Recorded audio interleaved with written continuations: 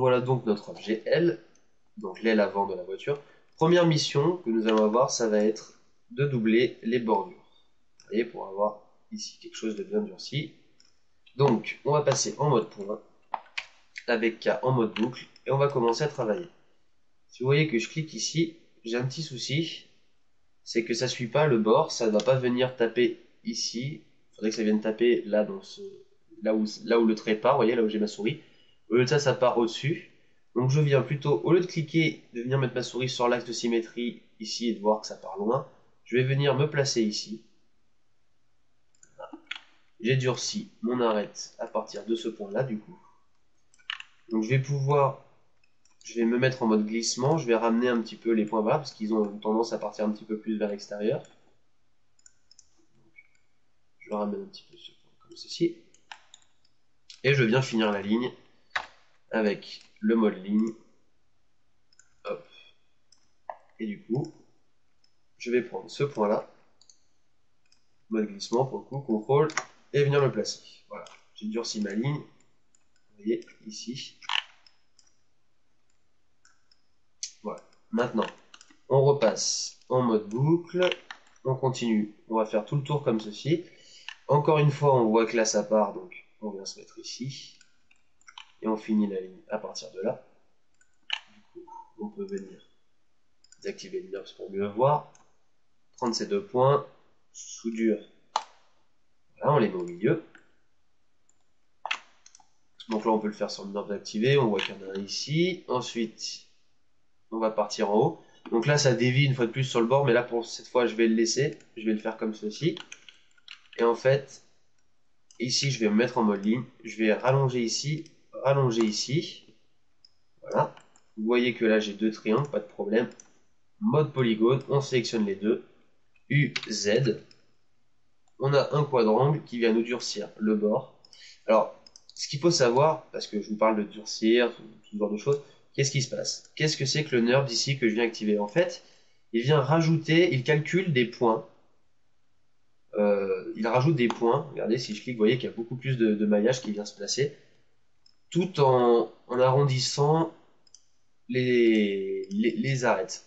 C'est comme quand vous utilisez des arêtes, enfin des béziers, ou alors la plume dans Photoshop ou dans Illustrator. Il prend les points et il trace une courbe entre. Donc du coup, au plus la distance est réduite entre deux points, au plus il rajoute. Vous voyez ici, là on a une grosse intensité de points, alors que là c'est beaucoup plus étendu. Et donc du coup, et bien, ce qui se passe, je ne me retrouve plus dans mes objets, ce qui se passe c'est qu'on a du coup, un angle plus arrondi. Alors évidemment, vous voyez, il n'est pas dur, mais c'est pas grave, une carrosserie n'est pas dure, et puis par définition, un angle totalement droit n'existe pas, en vrai, il y a toujours au moins un petit arrondi, même si c'est très fin.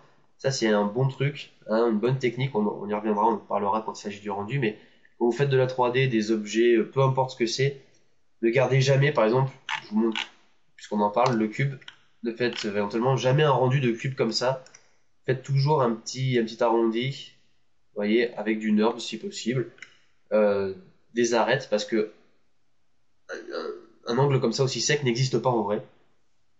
Et ce qui se passe, c'est que si vous arrondissez, avoir des petits arrondis comme ça, pareil pour ce qu'on a vu avec le capot, pour l'épaisseur, ce qu'on fera après, c'est arrondi, c'est pas totalement droit, ça permet d'accrocher la lumière, c'est plus beau. Bon, je m'éparpille, hein, je parle de rendu, mais bon, c'est un petit détail, c'est une petite technique, c'est toujours bon à savoir, des petites astuces comme ça.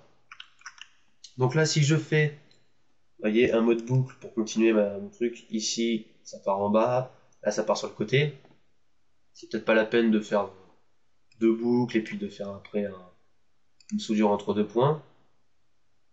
Je suis bête parce que je vais être obligé de le faire. Donc on peut tracer, comme c'est pas très long, directement à la main. On se met. Il veut pas me les mettre entre les deux, ça c'est bizarre. On sélectionne pour voir. Soudure. Ah ouais, il veut pas me le faire entre les deux. Bon bah soit je vais le mettre. J'ai pas eu le choix. Ici, je viens le replacer à peu près. Voilà, et normalement il nous reste, ah non, j'allais dire une dernière ligne d'un coup, mais non, puisque ici ça va venir casser aussi. Donc en mode boucle, vous voyez, ça va casser ici parce qu'à partir de ce point, eh bien, il y a deux lignes qui partent au lieu d'une, donc une comme ça, l'autre comme ça, qui normalement va aller direct en haut. Puis bah même en bas, clic droit.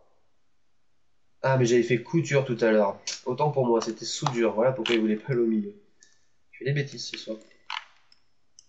Et du coup, eh bien on a toute notre bordure qui est doublée. Nos angles sont durcis. Ah, évidemment, c'est pas encore forcément très probant, mais ça le sera plus quand on fera l'épaisseur. On va pas la faire tout de suite parce qu'on a un petit peu de travail à faire dans cette région.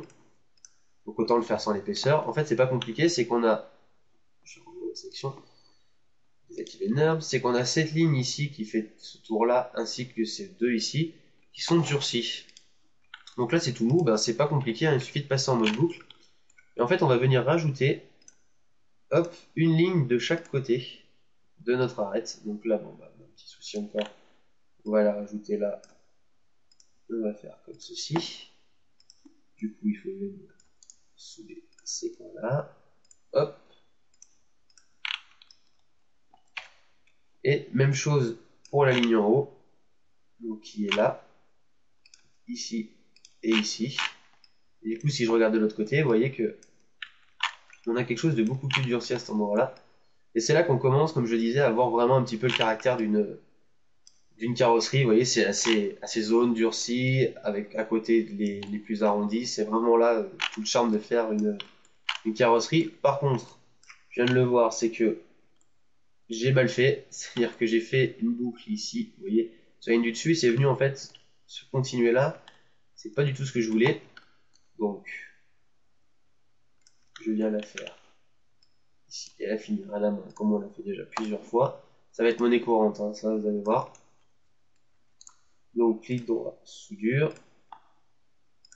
Voilà, du coup, cette fois, ça part vraiment en bas. Et alors, ce qu'on peut faire, c'est que vous voyez ici, on a doublé nos lignes. Le problème qu'on a, c'est qu'on est censé avoir une arche bien ronde. Et là, en l'occurrence, le fait d'avoir, comme je vous l'ai dit, rajouté des points, ça vient faire des cassures. Vous voyez, au lieu d'être arrondi, ça vient faire un angle bien sale ici, bien dur. Donc ce qu'on peut faire normalement sans trop de dégâts, c'est prendre ces trois points, soudure, venir au milieu, vous voyez que ça améliore déjà un petit peu, de prendre ces deux polygones qui sont deux triangles, on vient les fusionner.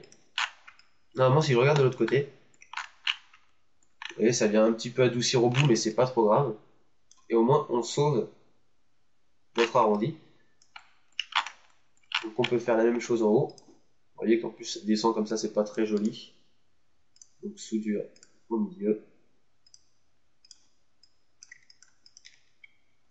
UZ pour fusionner. Et si on veut vraiment redurcir ici, vous voyez là où on a fait le passage avec ces points jusqu'à ce triangle, on peut remettre un mode boucle et venir doubler ici. Et ici, bon ça je le fais mais c'est pas forcément obligatoire. Et là c'est deux points.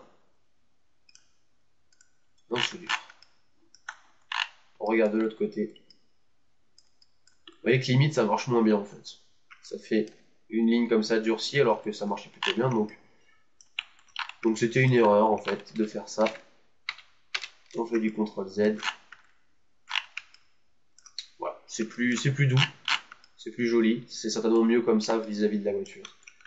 Donc on va revenir à ça. Et ce qu'on va faire maintenant, on va faire une sélection par boucle, de délimitation bien entendu. On prend tout notre contour. On vient comme pour le capot enlever l'axe de symétrie ici. En mode D, on tire voilà, de ce côté-là. Et maintenant, avec notre couteau en mode boucle, on vient couper, sans sélection comme d'habitude, on vient couper ici, pour durcir un petit peu, on remet notre axe de symétrie ici bien à 0. Et voilà, on a une pièce qui était toute molle, pas belle, qu'on a durci juste où il faut. Alors, on n'a pas fait les phares, on peut les faire maintenant. Vous voyez, ça va se faire vite. Je comptais éventuellement les faire quand on fera les phares, mais tant qu'à faire. On va pas s'embêter là, parce que c'est comme on va faire vers l'intérieur qu'il faudrait durcir, il faudrait qu'on ait une ligne, vous voyez, externe qui viendrait définir, un petit peu comme ici. Vous voyez qu'on a doublé un des deux côtés de la ligne. Ce qu'on va faire pour pas s'embêter, on va simplement faire une extrusion vers l'intérieur, mais pas vers le bas. Vous voyez, comme ceci. Maintenant, faire une extrusion vers l'intérieur. Et voilà. Ça, on s'est évité de faire le tour ici, de faire soit au couteau, de faire des fusionnés entre deux points. C'est plus simple. On va pas plus bas puisqu'en fait, l'intérieur sera avec d'autres objets. On va en rester là sur l'aile. Si je rajoute, on va faire encore, on va essayer de faire ça à chaque fois, de voir un petit peu. Vous voyez la différence, par exemple ici c'est durci, et là on voit que sur la porte ça ne l'est pas. En bas, pareil, là même chose. Vous voyez le pare-choc, eh bien là il est vraiment moche, tout mou. Vous allez voir que la prochaine étape, quand on va le durcir, eh bien, ça va avoir un petit peu cet effet-là. Vous voyez, c'est rapide, hein, c'est pas très long de durcir les parties. C'est pas très long une fois quand on a un low poly déjà un peu solide. Et tout de suite, ça permet de donner de la bonne tête à la carrosserie. C'est vraiment l'étape qui fait que la carrosserie qui prend vie. Vous allez voir que ce sera à la fin et qu'on regardera notre modèle, ben on se dira, tiens, ça y est, on a quelque chose, il suffira plus qu'à rajouter tous les éléments, on va dire détails, les vides, tout ça. Mais avant tout ça, il faut finir le lissage, et pour le pare-choc, ça va être un petit peu plus technique. Donc justement, on va peut-être parler un petit peu plus de théorie. Alors quand je dis théorie, attention, c'est un grand mot. C'est vraiment bien gérer le placement de ces edges pour venir durcir, c'est ce qui fait toute la différence. J'en ai peut-être déjà parlé, mais souvent quand on voit des personnes qui débutent en modélisation de voiture, ils arrivent avec des modèles un petit peu dans cet esprit-là, un petit peu mou, et sont pas forcément toujours à l'aise avec le passage aux nerves. Donc là, ça a l'air facile, ça l'est en fin de compte, mais vous allez voir, on va en parler un petit peu plus en détail sur le pare-choc. Ça permettra de mieux comprendre toute la théorie, la pratique qu'il y a derrière, comment mettre en place ça. Voilà. On en parle sur le pare-choc.